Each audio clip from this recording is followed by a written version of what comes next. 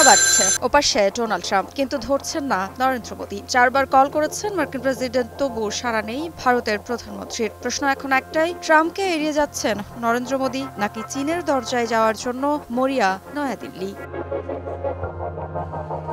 German পত্রিকা জানিয়েছে, শুল্ক বিষয়ক টানাপোড়েনের জেরে টানা 4 বার ট্রাম্পের ফোন ধরেননি প্রধানমন্ত্রী নরেন্দ্র মোদী। একই দাবি করেছেন জাপানের পত্রিকা। সংবাদ মাধ্যম বলছে, ইচ্ছাকৃতভাবেই আমেরিকার প্রেসিডেন্টকে এড়িয়ে যাচ্ছেন তিনি। যুক্তরাষ্ট্র ভারতের সম্পর্কের টানাপোড়েন শুরু হয় ট্রাম্প প্রশাসনের নতুন শুল্ক নীতিকে ঘিরে। ভারতীয় পণ্যে শুল্ক দ্বিগুণ করে 50% নিয়ে গেছেন মার্কিন প্রেসিডেন্ট। রাশিয়ার কাছ থেকে তেল কেনায় 25% বাড়তি কর চাপানোর সিদ্ধান্তও ক্ষোভ বাড়িয়েছে নয়াদিল্লির। কৃষকদের স্বার্থে কোনো আপোষ করবেন না, এমন বার্তা দিয়েছেন প্রধানমন্ত্রী নরেন্দ্র মোদী। বিশ্লেষকরা বলছেন, ট্রাম্পের এই আচরণ ভারতের কাছে অপমানজনক, তাই ফোন না ধরা মূলত রাজনৈতিক প্রতিবাদের কৌশল হতে পারে।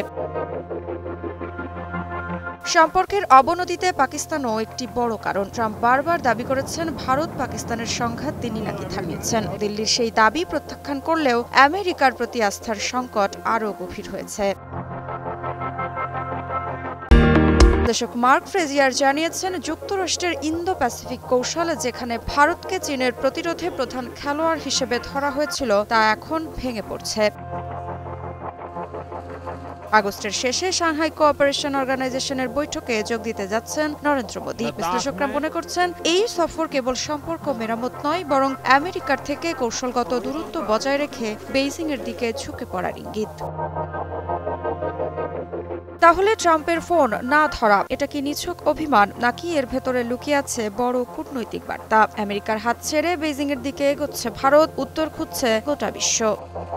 মৃত্তিকা সিনহা বিশ্বাস, নিউজ 24।